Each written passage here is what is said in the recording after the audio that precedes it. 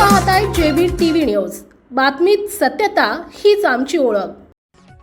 अर्ज छाननीच्या प्रक्रियेत 215 उमेदवारांचे अर्ज बाद झाले असून 522 अर्ज वैध। धुळे महानगरपालिका निवडणुकीत 215 उमेदवारांचे अर्ज बाद झाले असून 522 अर्ज वैध ठरले। दरम्यान उमेदवारी अर्ज छाननीच्या प्रक्रियेदरम्यान 215 उमेदवारांचे अर्ज तांत्रिक कारणामुळे बाद झालेत।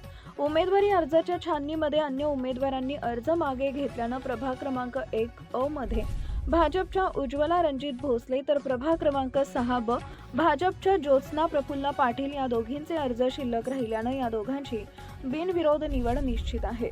दरम्यान छाननी प्रक्रियेनंतर आता उमेदवारी न मिळाल्यास नाराज झालेल्या बंडखोरांचे बंड शमविण्याचं आवाहन विविध पक्षांसमोर राहणार आहे। उमेदवारी अर्ज माघारीसाठी 2 दिवसांची मुदत असून माघारीनंतर धुळे महानगरपालिकेच्या लढतीत अंतिम चित्र स्पष्ट होणार आहे। प्रतिनिधी परीक्षित परदेशी, धुळे। आपल्या परिसरातील महत्त्वाच्या बातम्या पाहण्यासाठी आजच आमच्या जेबी टीव्ही न्यूज चॅनलला YouTube वर सबस्क्राइब करा आणि बेल आयकॉन प्रेस करा।